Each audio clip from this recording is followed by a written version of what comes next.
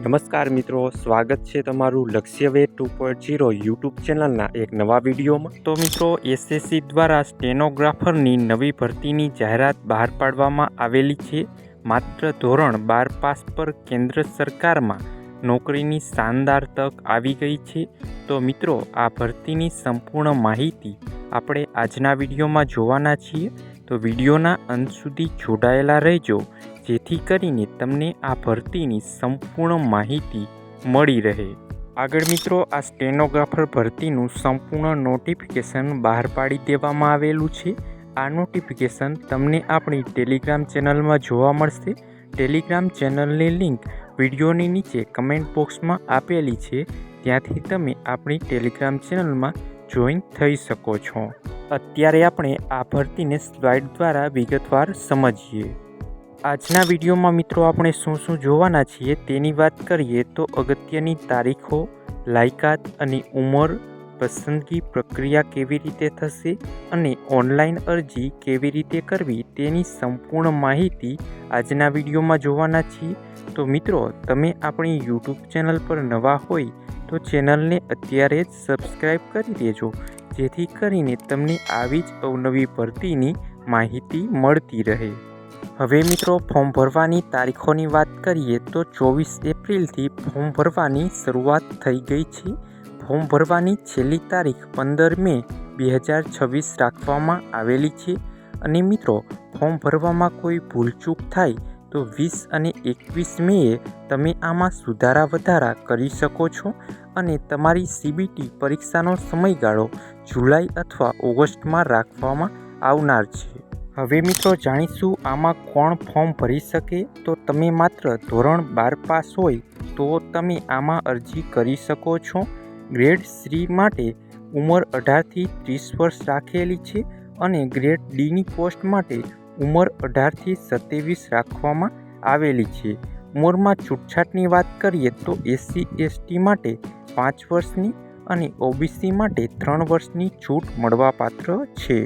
આગળ મિત્રો, પરીક્ષા ફીની વાત કરીએ તો જનરલ અને OBC ઉમેદવાર પુરુષ ઉમેદવારો માટે ફક્ત ₹100 અરજી ફી છે અને SC/ST, PWBD, EX સર્વિસમેન અને તમામ મહિલાઓ માટે આમાં બિલકુલ ફ્રી છે। હવે મિત્રો, જાણીશું આ સ્ટેનોગ્રાફર પોસ્ટ માટે આમાં તમે કેવી રીતે પસંદગી કરવામાં આવશે।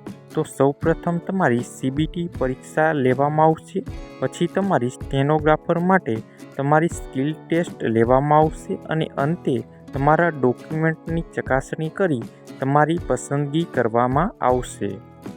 હવે મિત્રો, જાણીશું સીબીટી પરીક્ષામાં શું પૂછવામાં આવશે। તો આ પેપર તમારું 200 ગુણનું રાખવામાં આવ્યું છે, જેમાં રિઝનિંગના 50 પ્રશ્નો, જનરલ અવેરનેસના 50 પ્રશ્નો અને અંગ્રેજી લેંગ્વેજ એન્ડ કોમ્પ્રેહેન્શનના 100 પ્રશ્નો અને 100 ગુણ રાખવામાં આવ્યા છે। આમ ટોટલ 200 ગુણની પરીક્ષા લેવામાં આવશે અને 0.25 માર્ક નેગેટિવ માર્કિંગ છે અને 2 કલાકનું આ પેપર રાખવામાં આવ્યું છે।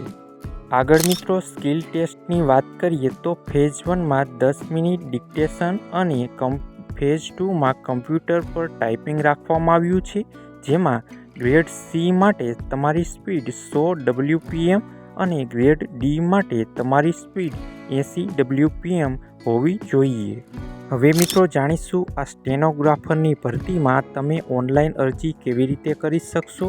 તો ઓફિશિયલ વેબસાઇટ ssc.gov.in પર જઈ વન ટાઈમ રજિસ્ટ્રેશન કરવાનું રહેશે અને પછી તમે આમાં અરજી કરી શકો છો।